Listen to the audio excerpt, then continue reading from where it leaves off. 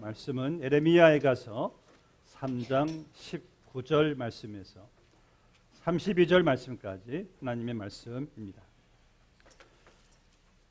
내 고초와 재난 곧 쑥과 담즙을 기억하소서. 내 마음이 그것을 기억하고 내가 낙심이 되오나 이것을 내가 내 마음에 담아두었더니 그것이 오히려 나의 소망이 되어 싸움은 여호와의 인자와 긍휼이 무궁하심으로 우리가 진멸되지 아니함이니이다. 이것들이 아침마다 새로우니 주의 성실하심이 크시도소이다. 내 심령이 이르기를 여호와는 나의 기업이시니 그러므로 내가 그를 바라리라 하도다. 기다리는 그 자들에게나 구하는 영혼들에게 여호와는 선하시도다. 사람이 여호와의 구원을 바라고 잠잠히 기다림이 좋도다. 사람은 젊었을 때에 멍에를 매는 것이 좋으니 혼자 앉아서 잠잠할 것은 주께서 그것을 그에게 메우셨습니다. 그대의 입을 땅에 티끌에 댈지어다. 혹시 소망이 있을지로다. 자기를 치는 자에게 뺨을 돌려대어 치욕으로 배불릴지어다. 이는 주께서 영원하도록 버리지 아니하실 것이며 그가 비록 근심하게 하시나 그의 풍부한 인자하심에 따라 긍휼히 여기실 것임이라. 아멘. 어제부터 여러분들 우리가 교회 달력의 순서대로 우리가 성경 일독을 예레미야 애가서를 시작하셨습니다. 오늘이 예레미야 애가서 마치는 날인데, 이 예레미야 애가 영어로는 lamentation, 말 그대로 큰 슬픔, 아주 크게 소리내어 슬픔을 이제 토로하는, 눈물을 흘린다라는 그 뜻이 있습니다. 그래서 애가서의, 예레미야 애가서의 이 별명은 눈물의 편지입니다. 왜냐하면 지금 예레미야 선지자가 그렇게 찬란했고 자랑스럽고 영광스러웠던 그 다윗의 궁전이 있었고, 세계를 호령했던 솔로몬의 또 그 궁전과 하나님의 성전이 있었던 그곳에 어떻게 이 예루살렘이 이렇게 참담하게 파멸되었던가. 그래서 그 백성들이 바벨론의 포로로 끌려가고 남아있는 백성들은 나라 잃고 가족 잃고 친지들 식구들 다 잃고 생업터전도 잃고 굶주리고 죽임을 당하고 있는 이 비참한 이 파멸의 모습을 에레미야가 보면서 가슴이 이제 아프고 슬퍼서 큰 소리를 이제 내며 눈물로 쓴 편지가 에레미야 애가. 본문의 48절과 49절을 보시면은 이렇게 에레미야가 말하고 있죠. 딸 내 백성의 파멸로 말미암아 내 눈에는 눈물이 시내처럼 흐르도다. 내 눈에 흐르는 눈물이 그치지 아니하고 쉬지 아니함이에요. 그 눈물이 그냥 에레미야 그 얼굴에서 주르륵 주르륵 흘러내리며 쓴 기록한 에레미야 애가. 눈물의 편지. 눈물로 쓴 편지는 지울 수가 없어요. 기억나는 또 노래입니다. 그럼 어쩌다가 이렇게 이스라엘 자손들이 이렇게 이 모양이 되었습니까? 선지자들이 경고했던 것처럼 바로 그들의 죄 때문이죠. 하나님께서 얼마나 참 400년 가까이 선지자들을 보내셔서 회개하고 돌아와라.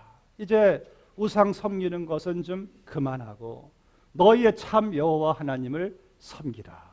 이렇게 그들을 하나님께서 계속해서 그들을 타일렀건만 경고했건만 이들은 계속 그냥 우상 숭배하는 것이 날로 날로 더해지는 거예요.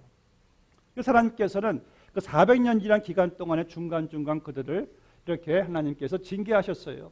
다른 나라들로 침략하게 하시고 또 하나님께서 또 그들을 구원하시고 그들은 또 살만하면은 또 하나님을 또 등지고 또 우상들을 섬기고 나중에 어디까지 갔냐면은 예루살렘 성전 안에 하나님을 모시는 그 성전 안에서 우상들을 끌어와가지고 오른쪽에는 하나님, 왼쪽은 우상. 눈이 왔다 갔다 하면서 우상과 함께 하나님을 섬기는 그 자리까지 완전히 부패한 나라가 되었죠. 그 외에도 많은 하나님이 미워하시고 가증한 이들이 모든 죄들을 다 범하게 된 것입니다. 그래서 하나님께서 결국 당시 그 강대국이었던 바벨론을 큰 매로 들어서 이제 남왕국 유다를 예루살렘을 하나님이 이제 멸망시키게 하십니다. 그래서 여러분들이 에레미야가서를 읽으면은 이 에레미야가 기록한 그 편지를 읽으시면서 야, 정말 죄의 결과가 이 죄의 참상이란 것이 이런 것이구나 하면서 여러분들은 죄에 대한 경각심을 두려움을 불러일으킬 수가 있는 거예요. 그래서 하나님께서는 죄가 어떤 것인가, 죄에 대한 결과와 참상이 어떤 것인가를 남왕국 유다의 파멸을 통해서 보여주신 겁니다.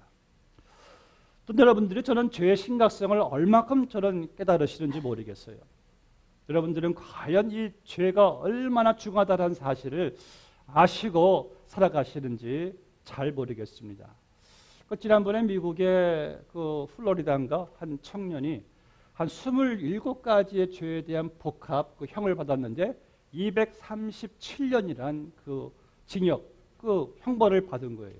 이야, 이건 무교징역보다 더 무서운 거예요. 한 사람이 이렇게 살 수도 없거니와 하여튼 27가지에 대한 죄의 그 형벌이 237년 징역. 여러분들 아무리 미개한 나라라고 해도 미개한 족속이라고 해도 다 나름대로 죄에 대한 벌이 있습니다. 북한에도 죄에 대한 벌이 있고요. 미국에도 죄에 대한 벌이 있습니다. 과거에도 그랬고 지금도 그래요. 그 인류 역사상 가장 처음으로 이 죄에 대한 벌을 내린 존재는 누굽니까? 당연 하나님이시죠. 하나님이 이 세상을 창조하시고 죄 없는 세상 인간을 그 에덴 동산에 두시고 너희는 정복하라. 땅을 정복하고 땅에 너희들은 풍성한 그러한 삶을 살아갈 것을 하나님께서 모든 이 자원들을 다 마련해 주시고 그러나 저 동산 중앙에 있는 선악과는 먹지 말라. 그것을 먹는 날엔 너희들이 정령 죽으리라. 하나님께서 그 죄에 대한 결과 경고를 말씀하셨어요. 근데 인간이 자기들의 피조물인 것은 깨닫지 못하고 하나님처럼 되고자 그 선악과를 먹었어요. 하나님의 영역에 그냥 침범해 버린 거예요. 그래서 하나님께서는 말씀하신 대로 인간은 죽었어요. 육신의 죽음을 모든 인간들이 지금도 맞이하고 있습니다. 그리고 더 무서운 죽음은 영적인 죽음인데 하나님과 격리되는 죽음. 이것이 바로 죄에 대한 결과, 죄에 대한 벌이에요. 그리고 그로부터 인류는 계속해서 모든 족속 나라들은 하나님을 인정하든 인정하지는 않든 다 나름대로 죄와 벌을 규정하고요. 그것에 대한 행동을 취했던 것을 보게 됩니다. 여러분 아무리 미개한 토인들도요. 하늘의 번개가 번쩍 천둥치면은 시인이 놓였나 보다. 가슴이 덜컹해요. 그리고 예수 안 믿는 사람들도 하늘이 무섭지 않느냐라는 말을 합니다. 이러한 것을 볼 때에 하나님은 바로 살아계신다는 증거이죠. 이게 하나님의 공의를 보여주시는 것이고 하나님께서는 죄를 간과하시지 않고 반드시 죄에 대한 그 하나님이 심판이 있다는 것을 보여주시는 겁니다. 여러분이 인류 역사를 보나 성경 역사를 보나 우리는 인간의 죄가 얼마나 무서운지 알아요. 심지어 믿지 않는 사람들도 이놈의 세상 말세야 말세. 그분들도 그런 말을 하더라고요. 그래서 이 죄악으로 가득 찬 세상이 지금까지 이렇게 지탱해 온 것도 정말 기적이 아닌가 싶습니다. 인간의 죄악도 대단하지만은 이런 죄악된 세상을 오래 참으시는 하나님도 참 대단하십니다. 오늘 보는 말씀에서 예레미야는 남왕국 유다 백성들이 자기들의 죄로 인한 징계를 받고 있는 그 모습의 참담함을 보면서 크게 울며 슬퍼합니다. 우리의 죄가 이러한 결과를 가지고 오게 되었던 것. 그렇다면 여러분들 또한 죄의 심각성과 죄가 얼마나 무서운 결과를 가져오게 되는지를 깊이 한번 심각하게 생각할 수 있어야 합니다. 미국의 유명한 저술가요 목사님인 맥스 루케이더 여러분들 아실 거예요. 이분이 이런 말했어요. 나는 하루에 그저 1시간에 죄를 딱 한 번만 지었으면 감사하겠다는 거예요.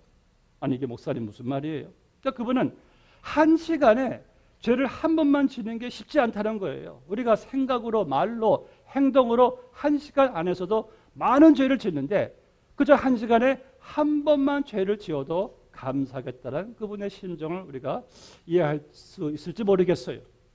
제가 그래서 계산해 봤어요.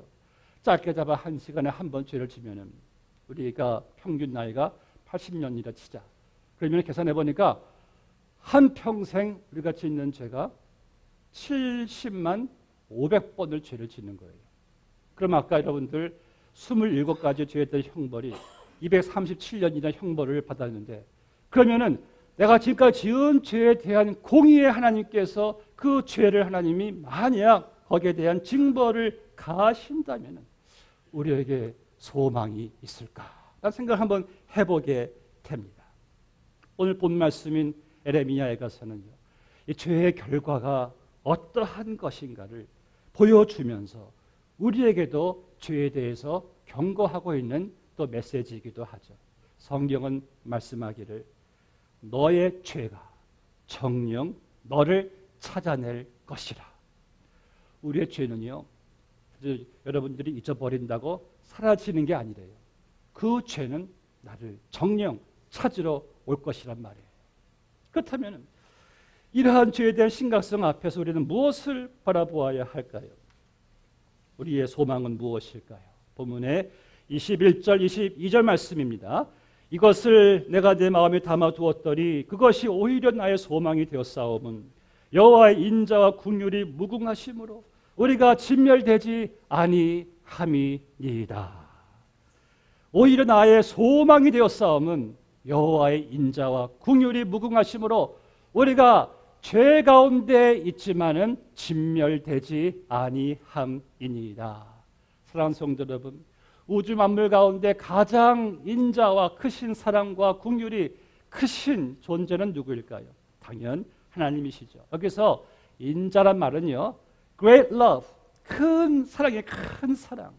그리고 긍휼이란 말은요, 도저히 mercy, 긍휼을 받을 수 없는 자격이 없는 자에게 베푸시는 이 긍휼. 그리고 무궁하심으로란 뜻은요, 이것은 영어 성경에 보니까 never fail. 그러니까 절대로 변하지 않는, 절대로 이것은 어떻게 포기할 수 없는 하나님의 그 크신 사랑과 그분의 긍휼하심이 이게 바로 있기 때문에 에레미야는 유일한 소망은 오직 하나님이 되었다라고 말씀하고 있는 거예요. 그래서 본문 말씀에서 에레미야는 정말 이 이스라엘의 이 파멸의 참담한 모습 보면서 그냥 억장이 무너지고 슬픔과 애곡 속에서도 한 사실을 깨닫는 거예요.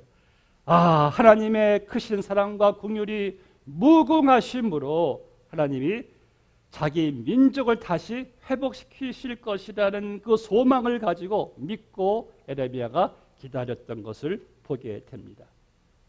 여러분, 그러면은 이 하나님의 성품이 우리에게 어떻게 적용되었습니까?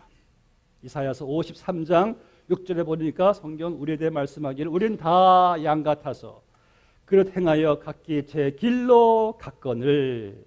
우린 다 양 같아서 그저 우리는 내가 가는 길이 죄의 길인지도 모르고 멸망의 길인지도 모르고 내 길로 다 각각 가고 있었다는 말씀이죠.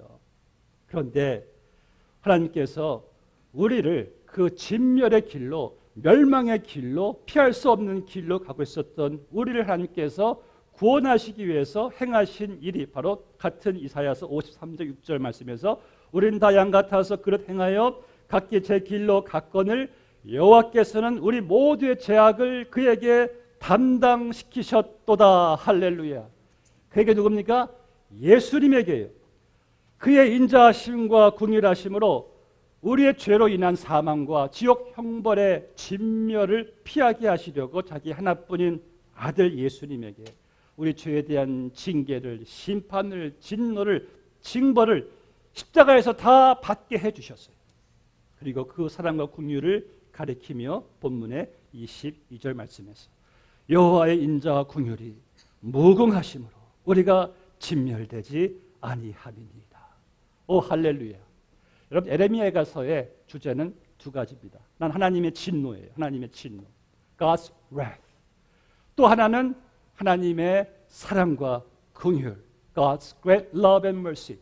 이 두 가지가 함께 지금 에레미야서에서 공존하고 있어요. 만약 하나님이 그저 한 사이드, 하나님의 그 공의와 진노만 있다면은 이 땅에 살아남을 수 있는 존재 아무도 없어요. 그런 하나님의 그거보다 더 크고 더 무거운 하나님의 그 사랑과 긍휼이 있었기 때문에 여러분들이 지금 구원받은 거예요. 그 두 가지가 여러분들 십자가에서 보여진 것입니다. 십자가는요, 하나님의 진노가 퍼부어진 것이에요. 왜? 우리의 죄 때문에. 동시에 십자가는요, 하나님이 자기 아들을 대신 죽게 함으로 우리를 구원하신 그분의 사랑이 있는 것이 십자가예요. 그래서 에레미야 애가서의 총 주제가 오늘 십자가의 무궁한 사랑과 긍휼로 우리에게 보여주고 있는 약속을 에레미야가 이렇게 멀리 바라보면서 선포하고 있는 것을 보게 됩니다. 결국 여러분들 이 에레미야 애가서는 거의 구약 역사의 마지막 스토리입니다. 구약 역사는요, 이 이스라엘이 그냥 다 멸망하는 것으로 끝나요. 이게 구약 역사예요. 그게 보여주는 것이 무엇입니까?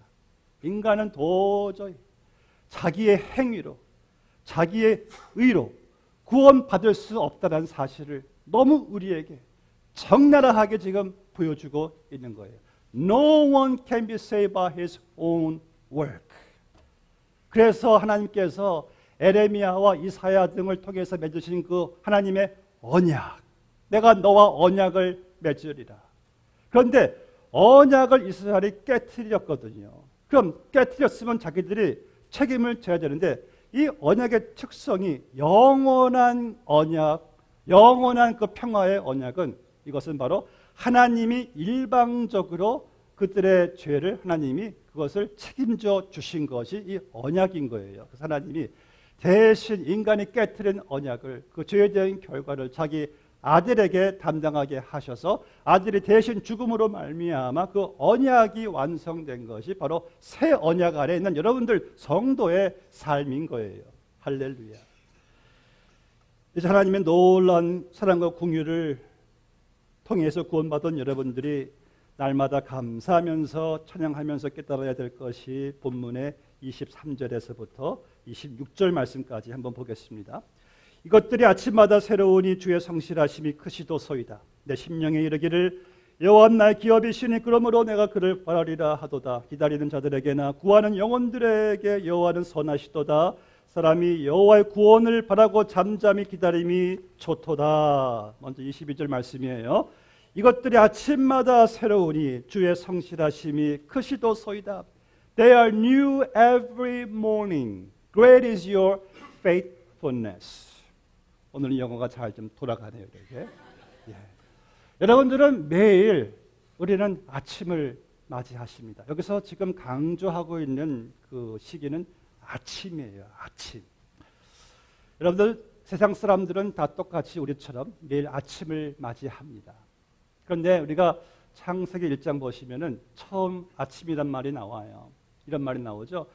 이는 저녁이 되고 아침이 되니 이는 둘째 날이니라. 이는 저녁이 되고 아침이 되니 이는 셋째 날이니라. 그래서 유대인들은 하루의 계산을 그렇게 합니다. 그들의 하루는 밤이 되고 아침이 되는 게 하루예요. 제가 부목사 때 섬겼던 그 교회가 그 미국 안식교 교회를 빌려봤어요. 함께 예배를 드렸는데 항상 그분들과 시간 때문에 헷갈렸어요.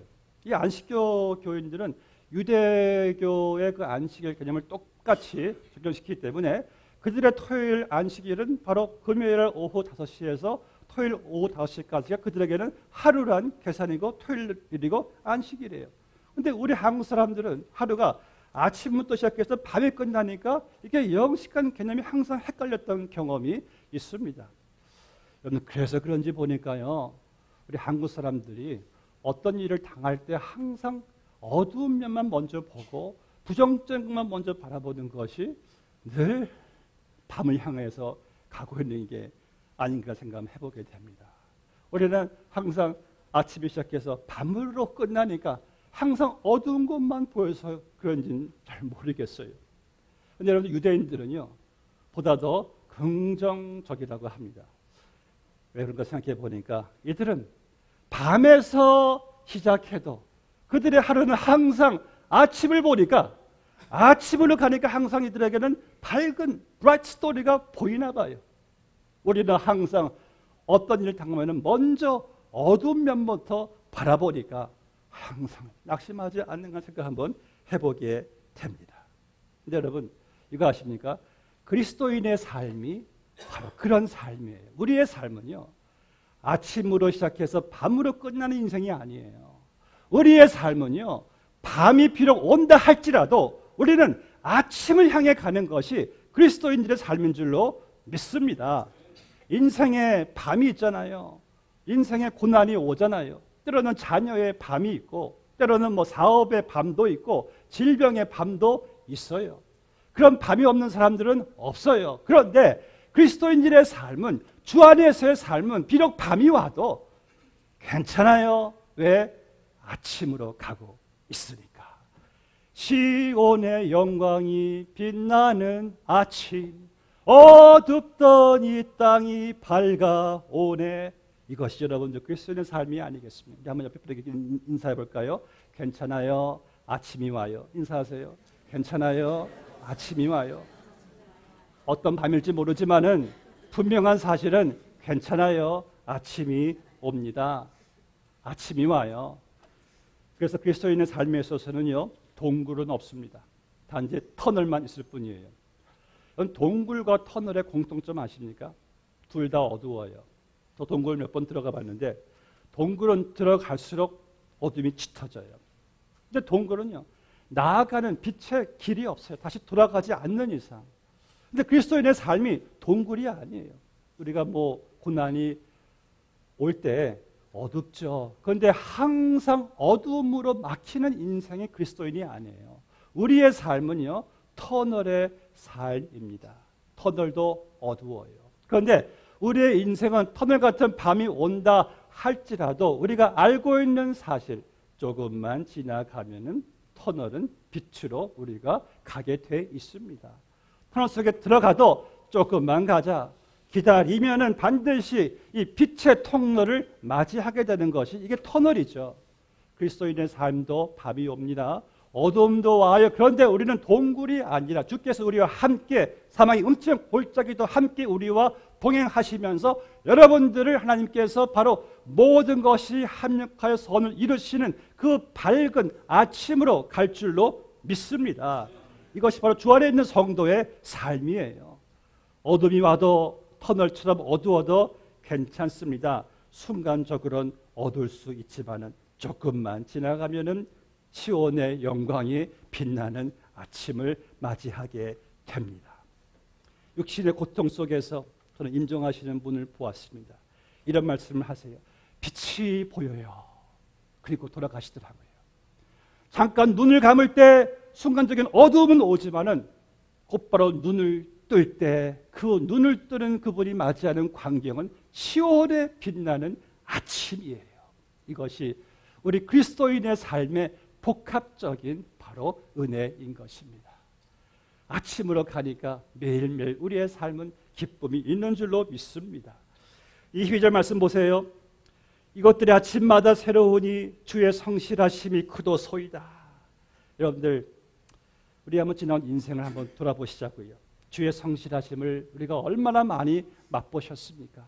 근데 놀라운 사실은 오늘 아침에도 아침마다 새로운 주님의 성실하심, 아침마다 변함없으신 새로운 성실하심, 아침마다 내 모습 그대로 그냥 받아주시는 주님의 성실하심, 아침마다 새롭게 일하시는 주님의 성실하심, 아침마다 하나님의 사랑과 긍휼로 모든 것을 합력하여 이루어가시는 그 성실하심. 그러니까 아침마다 주님의 성실하심이 새로우니까 여러분들은 아침마다 주님을 찬양하며 기뻐하며 감사해야 되지 않을까요?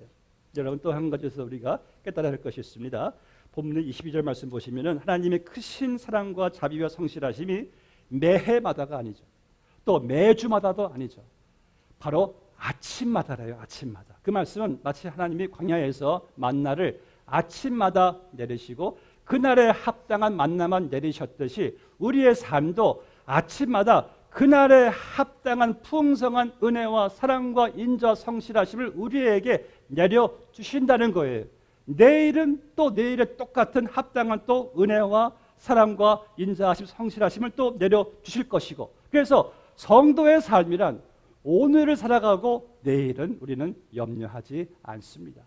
제가 히스패닉 분들이 많이 말하는 것들을 이렇게 생각해 보니까 그분들이 많이 말하는 것 중에서 뽀꼬딩예로 항상 그래요. 제가 어떤 히스패닉 분이 또 저한테 뽀꼬딩예로 그래요. 제가 그래서 기왕 말하는 거 뽀꼬딩예로는 무슨 말이에요? 돈이 조금밖에 없다, 돈 조금이다, 그렇게 말하지 말고 무초딩예로, 아시는 무초딩예로 말하라고. 왜냐면 말의 씨가 되니까 항상 뽀꼬딩예로 하니까 항상 뽀꼬딩예로예요. 그분들은 다는 아니겠지만 또 그분들이 말하는 것 가운데 제가 또 좋아하는 말이 있어요. 마냐나 내일. 그분들은요 항상 오늘의 염려가 없는 것이 마냐나 내일로 다 그냥 밀어버리는 거예요. 참 특유의 낙천적인 성격이에요. 그래서 내일로 다 밀어버리니까 단점이 있다면은 내일을 그렇게 좀 계획하지 않는, 그냥 오늘 하루를 다 써버리는 그런 단점도 있지만, 그래도 저는 히스패닉 분들 그렇게 근심에 수심에 있는 분들을 보질 못했어요. 항상 마냐나 하니까. 근데 한국 사람들은 우리에게는 또 장단점이 있는데 우리는 또 왜 내일을 오늘로 끌어와가지고 걱정하는지 모르겠어요. 우리는 오늘 살기도 버거운데 항상 내일을 끌어와서 내일 일을 걱정하니까 매일 편할 날이 없어요. 그 다음 날도 또 내일 걱정, 그 다음 날도 또 내일 걱정, 오늘도 이렇게 짐이 많이는데 내일 짐까지 끌어와서 걱정하니까, 물론 내일을 계획하는 그런 장점은 있겠지만 솔직히 말해서요, 불필요한 일에 대한 걱정을 우리는 많이 하지 않을까요? 이를 아시는 주님께서 말씀하시기를, 마태복음 6장 34절에서 주님께서 말씀하시죠. 너희는 내일 일을 염려하지 말라. 내일 일은 내일 염려할 것이요 한날의 괴로움은 그날로 족하리라. 보세요. 한날은요 하나님께서 공급하시는 그분의 은혜와 그분의 성실하심과 긍휼하심으로 족해요. 그리고 내일을 염려하지 말라. 왜냐하면 내일도 하나님께서 우리에게 족한 은혜와 족한 사랑과 인자하심을 베풀 것이니까 내일 일은 내일 염려하고 너희들은 오늘을 감사하며 살라는 말씀이 되겠지요. 여러분들, 내일의 짐을 오늘 끌어와서 지려고 하지 말라는 거예요. 그러니까 매일 힘들죠. 왜냐하면 본문의 23절 말씀대로 하나님의 사랑과 긍휼은 아침마다 새롭습니다. 오늘도요, 여러분들, 아침마다 새로운 주님의 사랑과 인자 긍휼이 우리에게 부어지고 있습니다. 그럼 내일도 마찬가지인 줄로 믿습니다. 그럼 오늘 우리가 하셔야 될 것은 이제 오늘부터 내일에 대한 염려는 뚝 믿으시면 아멘. 아멘이 근데 좀 소극적이에요. 아직까지 내일 염려가 있는가 봐요. 내일도 우리에게 합당한 은혜와 사랑과 자비가 내려질 것입니다. 지나간 과거를 돌아보세요. 그렇게 해주셨잖아요. 오늘 본 말씀에서 예레미야는 비록 예루살렘이 멸망했지만 그 앞에 모습의 현실은 참담하지만 하나님의 약속에 깨달아지는 거예요. 주님의 인자와 긍휼하심이 무궁하시구나. 아침마다 그분의 성실하심이 새롭구나. 그 가운데 하나님께서 다시 이스라엘을 회복시켜 주실 것에 대한 소망을 그가 보게 됩니다. 정말 여러분, 놀란 사실은 하나님께서 이제 그 유다에 남은 그 소망이 전혀 없어 보이는 그 민족들 하나님께서 다시 돌보시고 보호하시고 축복해 주세요. 그리고 포로로 끌려간 백성들을 하나님께서 지켜주시고 다시 예루살렘으로 귀환해 주셔서 완악한 그들의 마음을 하나님께서 다시 변화시키셔가지고 하나님만을 예배하는 백성의 마음으로 하나님께서 변화시켜 주시고 무너진 성벽도 다시 짓게 하시고 성전도 또 다시 하나님께서 건축하게 하시고 다 회복시켜 주시는 것을 보게 됩니다. 더 놀라운 회복은 바로 이제 예수 그리스도가 가지고 오실 영원한 하나님의 나라의 평강의 나라의 회복을 에레미야가 보면서 아침마다 주의 성실하심이 크도소이다 라는 이 찬양을 보게 되면서 이제 에레미야가 비록 현실은 어둡고 참담하지만은 하나님께서 앞으로 사랑과 궁율로 가져오실 영광과 회복을 깨닫고 24절 말씀에서 어떻게 말해요? 내가 그를 바라리라. 하나님이죠. 또 25절에서는 그날을 기다리는 자들에게나 구하는 영혼들에게 여호와는 선하시도다. 26절 말씀에서는 사람이 여호와를 구원을 바라고 잠잠히 기다림이 좋도다. 하나님의 크신 은혜와 그 사랑과 긍휼이 무궁하심을 깨달은 에레미야 반응이 뭐예요? 이제 하나님을 바라봅니다. 하나님을 내가 기다립니다. 하나님을 바라고 기다리는 것이, 그렇게 하는 것이 좋다는 거예요. 에레미야는요, 자기 앞에 눈에 보이는 족국의 참담한 현실을 바라보지 않았습니다. 그리고 자기가 주의를 하면서 백성들의 온갖 조롱의 대상이 되는 것, 자기 자신도 바라보지 않았습니다. 오직 에레미야는 하나님을 바라보았어요. 하나님을 에레미야가 기다렸어요. 왜? 하나님은 선을 베푸시는 분이시기 때문에 여호와의 구원을 잠잠히 기다리는 것이 좋다는 거예요. 그런데 여러분, 우리는 너무 우리 자신을 바라보아요. 내 자신을 바라보면서 우리는 얼마나 탄식하고 한숨 쉴 때가 많습니까? 또 우리는 너무나 문제를 많이 바라보니까 너무나 실망할 때가 많습니다. 시험도 참지 못하고 너무나 실망하여 그만두게 되는 일이 참 많아요. 하나님의 역사의 때를 기다리지 못하고 너무 조급해서 내가 앞서 나가다가 일을 더 악화시킬 때도 많습니다. 그러나 에레미야는 하나님을 바라고 그의 크신 사랑과 긍휼을 믿었고 그의 성실하심을 의존했던 것을 보게 됩니다. 제가 신앙생활 잘 하는 분들을 보니까요, 그분들은 어려움 속에서도 하나님을 잘 바라보시더라고요. 또 고난 중에서도 선을 베푸시고 주님을 기다리며 인내하시더라고요. 여러분, 이것이 바로 신앙인의 최선의 모습이죠. 제가 종종 들리는 그 미국 기도원이 있습니다. 저는 그 기도원에 제가 좋아하는 방이 있는데, 저는 그 방에 첫날 들어가는 시간부터 벌써 힐링이 돼요. 힐링이. 벌써 응답이 오는 거예요. 왜 그러냐면은 그 문만 딱 열면은 그 방의 그 벽에 큰 글씨로 이러한 말씀이 있어요. It is good to wait quietly for the salvation of the Lord. 사람이 여호와의 구원을 바라고 잠잠히 기다림이 좋도다. 벌써 저 안에 응답이 다 있더라고요. 그래, 내가 지금 이곳에 이러한 문제와 이러한 짐을 가지고 왔는데 이게 답이구나. 하나님을 바라보고 그분의 하실 일을, 그때를 잠잠히 기다리면 다 되는 것이구나. 믿으시면 아멘. 저는 하나님을 바라고 기다리는 사람에게 하나님은 절대 우리를 실망시키지 않으십니다. 말씀 맺겠습니다. 토마스 오베디아 키섬이라는 분이, 이분이 이제 미국에서 이제 아주 가난한 가정에서 태어나셨는데 독학으로 공부해가지고 교사가 되었어요. 근데 몸이 너무 건강이 악화돼가지고 교사직도 그만두었어요. 크게 낙심하면서 몸은 점점 악화되고, 그러다가 27세에 이분이 예수를 영접하고 곧바로 시카고 무디 학교에 들어가서 목사님이 됩니다. 목사님이 되었는데도 1년밖에 사역을 못했어요. 너무 몸이 안 좋으니까, 건강이 안 좋으니까. 또 많은 또 실패도 경험하였고, 그런 가운데 나는 이제 앞으로 무슨 일을 해야 되나, 어떻게 살아야 되는가. 그런 가운데 1923년 어느 날 성경을 읽다가 오늘의 말씀, 에레미야 애가서 3장 22절 말씀이 마음속에 들어왔어요. 여호와의 인자와 긍휼이 무궁하심으로 우리가 진멸되지 아니함이니이다. 이것들이 아침마다 새로우니 주의 성실하심이 크시도소이다. 이 말씀이 자기 가슴을 뒤흔들어 놓는 거예요. 감동이 와가지고 곧바로 그 감동을, 이 말씀을 이제 곡을 붙여서 찬송가를 이분이 이제 작사를 합니다.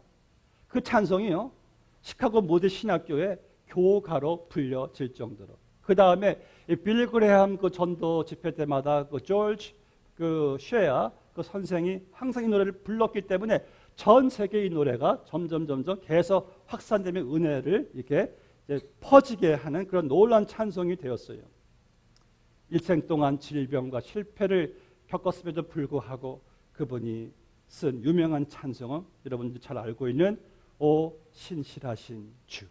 이 찬송은요, 많은 사람들의 큰 불안과 두려움, 비극적인 그 사별과 상처, 그 금전적인 큰 손실, 그 큰 슬픔 속에서 하나님의 신실하심을 믿으면은 위로와 자신감 얻을 수 있다는 그 사실을 확신시켜준 찬송인데, 이런 가사의 찬송이죠. 오 신실하신 주 내 아버지요, 늘 함께 계시니 두려움 없네. 그 사랑 변찮고 날 지키시며 어제나 오늘이 한결 같네. 계속 건강이 나빠지면서도 이분은 계속 찬송 가사를 쓰는데, 그때마다 하나님께서 건강을 주시고 또 건강을 주셔서 94세까지 이분이 사시다가 주의 부르심을 받는데, 그동안 1200편의 찬송을 지었습니다. 사랑하는 성도 여러분, 우리가 이 땅에서 가질 수 있는 유일한 소망은 무엇입니까? 바로 아침마다 새로운 하나님의 은혜인 줄로 믿습니다. 그 신실하신 하나님의 신실하신 은혜로 이 한 해를 마무리하시고 새해를 맞이하시기를 주의 이름으로 축복합니다. 기도하시겠습니다. 하나님 아버지, 주의 신실하심을 찬양합니다. 아침마다 새로운 하나님의 은혜, 하나님의 크신 사랑, 하나님의 긍휼하신 그 성실하심이 무궁하고 크기 때문에 오늘 하루도 그 은혜로 살아갑니다. 내일을 걱정하지 않습니다. 내일도 동일한 하나님의 또 새로운 사랑과 은혜와 긍휼로 인자하심으로 우리를 또 이끌어 가실 것이기에 아버지, 오늘 하나님의 한결같은 신실하심으로 살아가게 하시고 내일은 주님의 신실하심에 맡길 수 있는 주의 백성들 다 되게 하여 주시옵소서. 예수님의 이름으로 기도드리옵나이다. 아멘.